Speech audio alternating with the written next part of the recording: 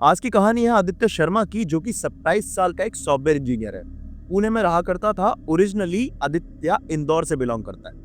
2019 में पुणे शिफ्ट हुआ था जॉब के लिए और पहले पीजी में रहता था, बट रिस्ट्रिक्शंस बहुत ज्यादा थे। तो 2020 में लॉकडाउन के बाद उसने एक 2 BHK फ्लैट ले लिया रेंट पे, बहुत अच्छी डिसेंट सोसाइटी में 5th फ्लोर पे।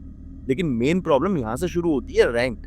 उस फ्लैट का रेंट था 22,000 रुपए और आदित्य की सैलरी उस टाइम थी 45,000 रुपीज। तो हाफ सैलरी रेंट में चली जाती थी, बाकी खाना, बिल्स और सेविंग्स तो बिल्कुल नहीं हो पाती थी। तो आदित्य ने डिसाइड किया कि रूममेट चाहिए, कोई ऐसा जो रेंट शेयर कर सके। हाफ हाफ 11,000 तब मैनेज हो सकता है। उसने एक ऑनलाइन पोस्ट डाला, flatmate needed for 2 BHK flat, rent 11,000 rupees, working professional preferred. कुछ रिस्पॉन्सेज आए, इंटरव्यूज किए, बट या तो वाइब मैच नहीं हो रही थी या सामने वाले बंदे की एक्सपेक्टेशंस अलग थी। फिर एक लड़का मिला, समीर कपूर नाम का, 26 साल का सॉफ्टवेयर इंजीनियर, सेम फील्ड में काम करता था बट डिफरेंट कंपनी में। आदित्य और समीर की पहली मीटिंग हुई कॉफी शॉप पे। बात करते हुए आदित्य को लगा कि हम दोनों का नेचर मैच कर रहा है। चिल टाइप थे दोनों बंदे, नो ड्रामा। समीर ने कहा कि भाई मुझे बस एक सिंपल फ्लैट चाहिए, शांति से रहना है, ऑफिस ऑफिस से घर और वीकेंड्स पे थोड़ा चिल करना है, दैट्स इट। तो आदित्य ने कहा परफेक्ट, मुझे भी वही चाहिए। डील हो गई, समीर मूव इन कर गया। अक्टूबर 2020 के बाद पहले कुछ महीने तो बहुत अच्छे गए। आदित्य और समीर दोनों सॉफ्टवेयर इंजीनियर्स थे, वर्किंग आवर्स सिमिलर थे, सुबह ऑफिस, शाम को घर, वीकेंड पे मूवीज या गेमिंग।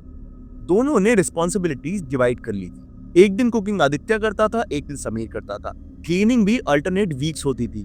बिल्स भी सारे हाफ हाफ होते थे। समीर बहुत ऑर्गेनाइज था, अपना कमरा एकदम क्लीन रखता था, चीजें प्रॉपर जगह पे रखता था। उसको परफ्यूम लगाने की आदत थी और एक ही स्पेसिफिक ब्रांड का परफ्यूम लगाने की, और उस स्मेल से आदित्य बहुत फैमिलियर हो गया था। समीर ज्यादा इंट्रोवर्ट टाइप था, ज्यादा बाहर नहीं जाता था, बस ऑफिस से घर और वीकेंड पे मोस्टली घर ही रहता था। गेमिंग करता था, बुक्स पढ़ता था, मूवीज देखता था, दैट्स इट। और आदित्य था थोड़ा सोशल, दोस्त थे पुणे में, कभी कभी बाहर जाता था, क्लबिंग। बट समीर कंफर्टेबल था अकेले। एक साल निकल गया, अक्टूबर 2021 आ गया, दोनों का बॉन्ड बहुत स्ट्रांग हो गया, एकदम भाइयों वाला। फ्लैटमेट से ज्यादा वो दोस्त और भाई बन चुके थे और ये आपस में बोलते थे यार तू बेस्ट रूममेट है भाई, कोई ड्रामा नहीं, सब सॉर्टेड। और कहते थे भाई हम दोनों बहुत लकी हैं कि एकदम परफेक्ट रूममेट्स मिल गए एक दूसरे को। लाइफ सेट लग रही थी, बट किसी को पता नहीं था कि सब कुछ बदलने वाला था। मार्च 2022 में 12 तारीख को सैटरडे के दिन समीर ऑफिस से लेट नाइट आ रहा था। क्लाइंट कॉल थी, अर्जेंट ऑफिस गया था, वीकेंड पे भी। रात के 11 बजे बाइक पे आ रहा था, पुणे मुंबई हाईवे पे एक ट्रक उस पे चढ़ गया। हिट एंड रन का केस था, ऑन स्पॉट डेथ हो गई।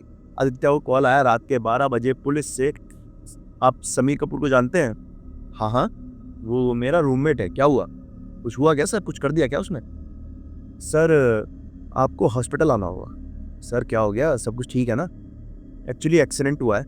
आदित्य तुरंत हॉस्पिटल पहुंचा, बट ऑलरेडी लेट हो चुका था और वहां उसे सिर्फ मिली समीर की बॉडी। वो टूटने लगा अंदर से। उसने समीर के पेरेंट्स को इन्फॉर्म किया, वो दिल्ली से आए। नेक्स्ट 2 दिन के अंदर सारे लास्ट राइट्स हो गए थे, सब कुछ हो गया था। आदित्य ने उसकी फैमिली को बहुत संभाला, उन्हें सपोर्ट किया, सारी चीज़ों में हेल्प करी। लास्ट राइट्स के लिए दिल्ली भी गया, उसके बाद वापस आ गया, फॉर्मेलिटीज कंप्लीट करी और समीर का सारा सामान उसके पेरेंट्स तक पहुंचा दिया। कमरा खाली हो गया, कुछ छोटी चीज़ें रह गई, एक कॉफ़ी मग, कुछ बुक्स, कुछ परफ्यूम बॉटल्स। आदित्य ने वो चीज़ें एक बॉक्स में पैक करके साइड में रखी और फ्लैट अचानक से बहुत खाली खाली लग रहा था, बहुत सुनसान, बहुत अकेला अकेला महसूस हो रहा था आदित्य को। समीर के जाने के बाद आदित्य अकेला पड़ गया था, इमोशनली भी, फाइनेंशियली भी। और रेंट भी अब पूरा 22,000 आदित्य को ही देना था और वो उसे अफोर्ड नहीं कर पा रहा था इजीली। तो उसने ट्राई किया नया रूममेट ढूंढने का, पोस्ट डाले, इंटरव्यूज किए, बट कोई मैच नहीं हुआ। या तो लोगों से वाइब मैच नहीं हो रही थी या उनकी एक्सपेक्टेशन बहुत ज्यादा थी, जैसे पहले हो रहा था। 2 महीने बीत गए, अप्रैल मई निकल गया। आदित्य को स्ट्रेस होने लगा, ऑफिस में भी परफॉर्मेंस गिर रहा था, घर पे अकेला, फाइनेंशियल प्रेशर। उसने जून में डिसाइड किया कि जुलाई एंड तक रूममेट नहीं मिला तो चेंज कर दूंगा, छोटा फ्लैट ले लूंगा कम रेंट का, बट कुछ ना कुछ करना पड़ेगा, मैं ऐसे यार इतना ज्यादा फाइनेंशियल प्रेशर नहीं झेल सकता। बट उसके बाद फिर कुछ चीजें होने लगी, कुछ ऐसी चीजें जिन्होंने आदित्य को अंदर से तोड़ के रख दिया। जून एंड का टाइम, ऑलमोस्ट 3 महीने हो गए थे समीर को गए हुए। एक रात आदित्य ऑफिस से लेट आया, रात के 10 बजे होंगे, थका हुआ था। डोर खोला, अंदर गया, लाइट्स ऑन की, सब नॉर्मल। किचन में गया पानी पीने, तो उसने देखा कि किचन काउंटर पे एक मग रखा हुआ था और वो वही मग था जो समीर का मग था। वो ब्लू कलर का मग था जिसको आदित्य ने बॉक्स में पैक करके साइड में रखा हुआ था। आदित्य सोचने लगा मैंने इसको यहाँ नहीं रखा। उसे लगा शायद गलती से निकल आया होगा, भूल गया होगा रखना। वापस बॉक्स में रख दिया। नेक्स्ट डे इवनिंग घर आया, लिविंग रूम में टीवी ऑन था। आदित्य फिर कंफ्यूज, मैंने तो बंद किया था सुबह। सोचा शायद पावर फ्लक्चुएशन हुआ होगा, हो गया होगा चालू। एक हफ्ते तक ऐसी छोटी छोटी चीजें होती रही। लाइट्स ऑन मिलने लगी जो बंद की थी, बुक शेल्फ पे जगह से बदल जाती थी। एक बार तो बाथरूम का टैप अपने आप खुला पड़ा मिला, पानी बह रहा था। आदित्य को लगा शायद वो चीजें भूलने लगा है, स्ट्रेस्ड है शायद, इसीलिए एब्सेंट माइंडेड हो गया है।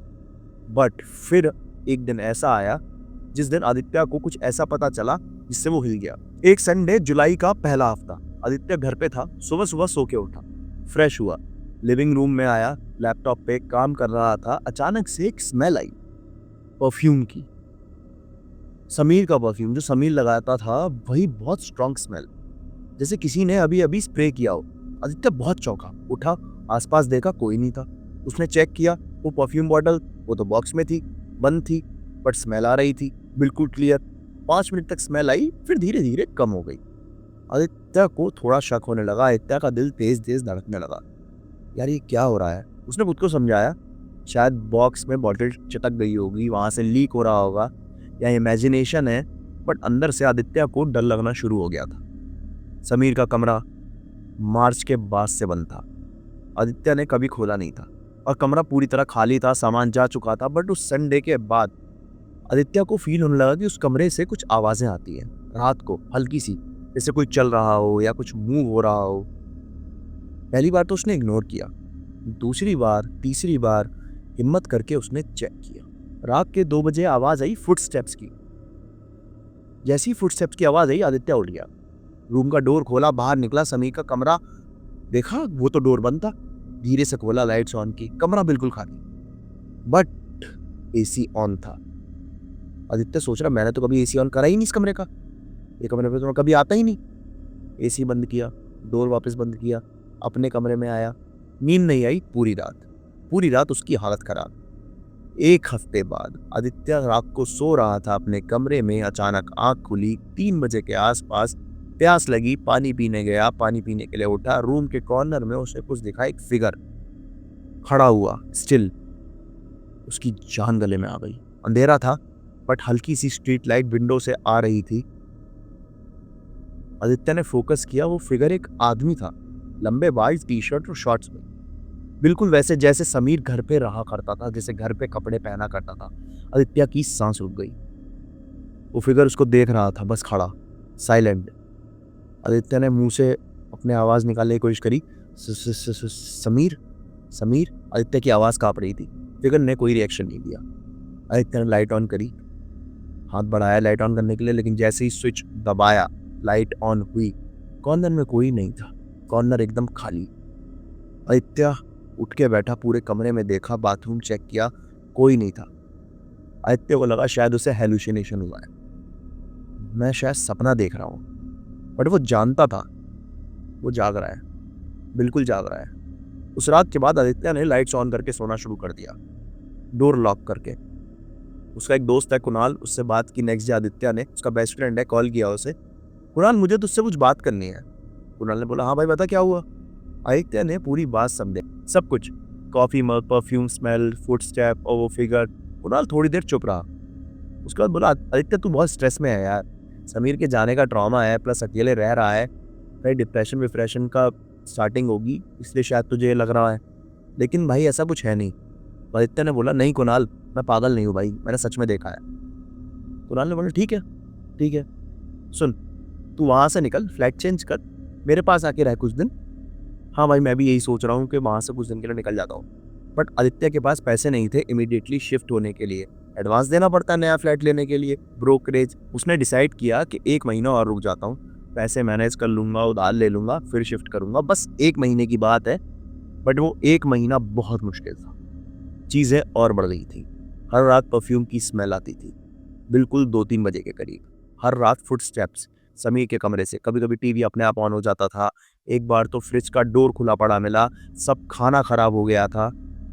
आदित्य की हालत खराब होने लगी, नींद नहीं आ रही, ऑफिस में परफॉर्मेंस गिर गया है, बॉस ने वार्निंग दे दी कि फायर कर दूंगा, निकलवा दूंगा, वेट लॉस होने लगा है, डार्क सर्कल्स, थका हुआ रहता है हमेशा। कुणाल रोज कॉल करके बोलता था, यार निकल जा वहां से, तेरे लिए अच्छा नहीं है भाई। आदित्य बार बार, भाई बस एक हफ्ता और कुणाल, एडवांस रेडी हो रहा है, फिर फ्लैट देख लूंगा। बट वो एक हफ्ता भी पूरा नहीं हो पाया। फिर आई 15 अगस्त की रात, इंडिपेंडेंस डे। आदित्य घर पे था, छुट्टी थी, सोचा सामान पैक करने का शुरू करा। 20 तक शिफ्ट होना था नए फ्लैट में। शाम को पैकिंग कर रहा था अपने कमरे में। रात के 10 बजे के करीब उसने डिनर किया, थोड़ा टीवी देखा, रात के 11 बजे सोने चला गया।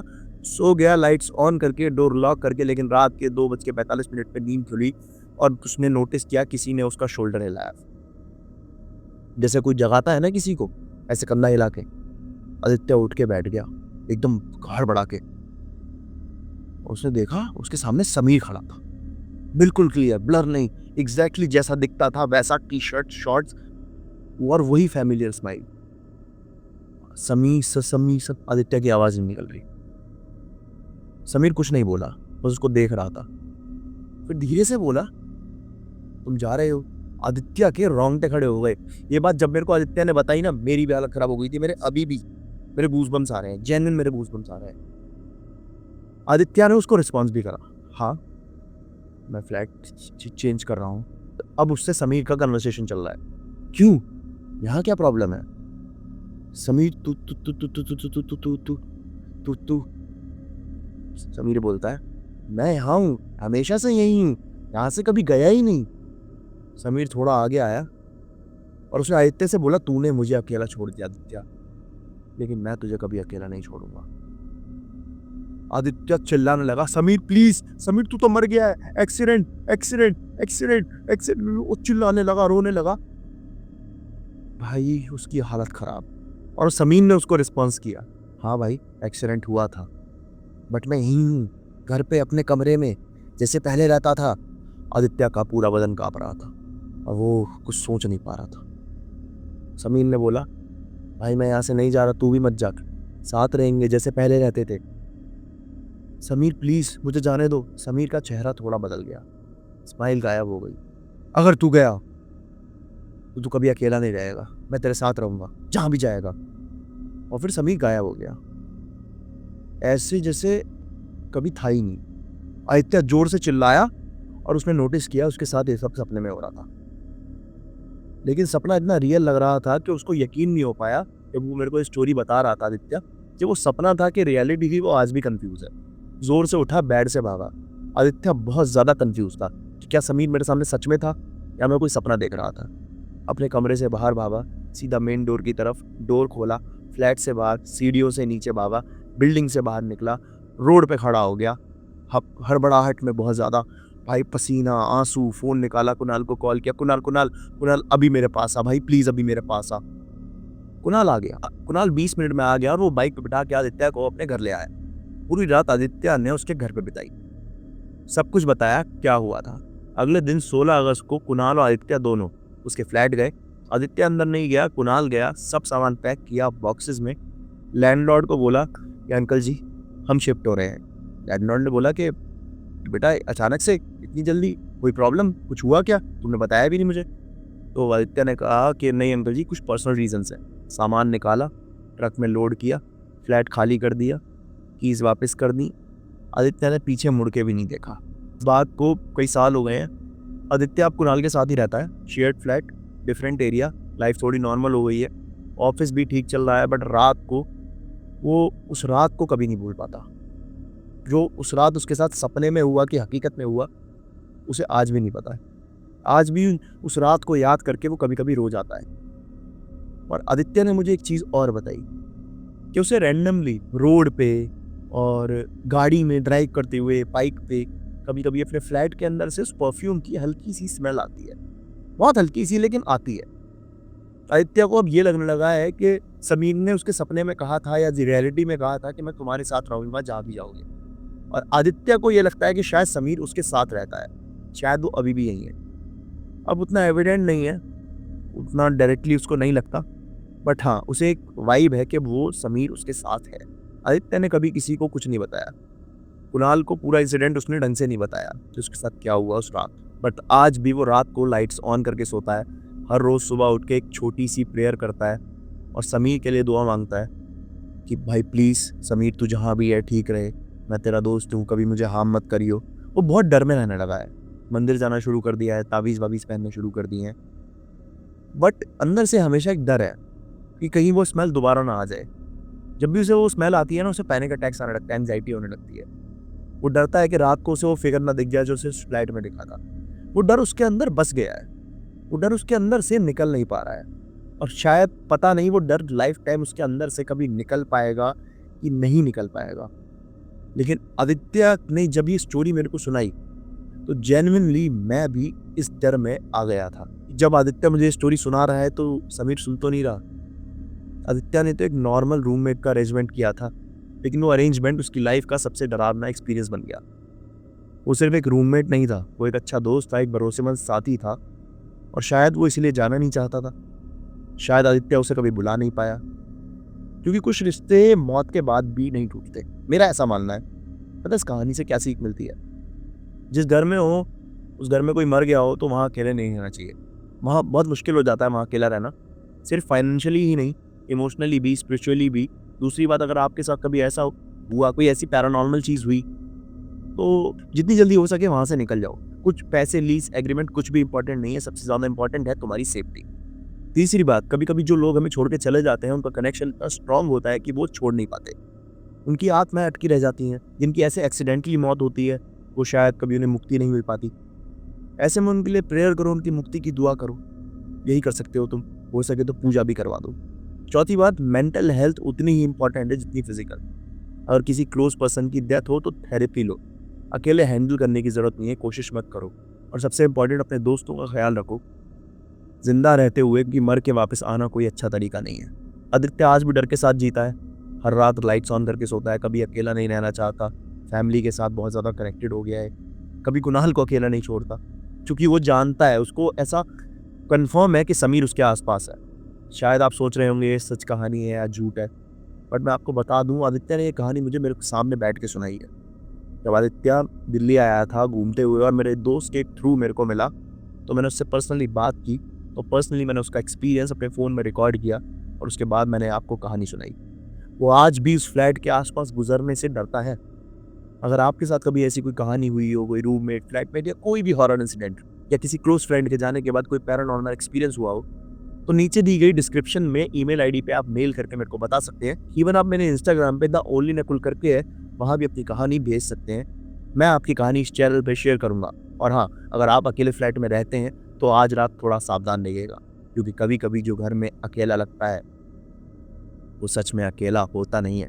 मेरा नाम है नकुल शर्मा और आप देख रहे हैं द ओनली नकुल। वीडियो को लाइक कीजिए, शेयर कीजिए, अपने उन दोस्तों के साथ शेयर ज़रूर कीजिए जो अकेले रहते हैं, और चैनल को सब्सक्राइब करना बिल्कुल मत भूलिएगा। मिलते हैं अगली वीडियो में किसी और रियल हॉरर कहानी के साथ।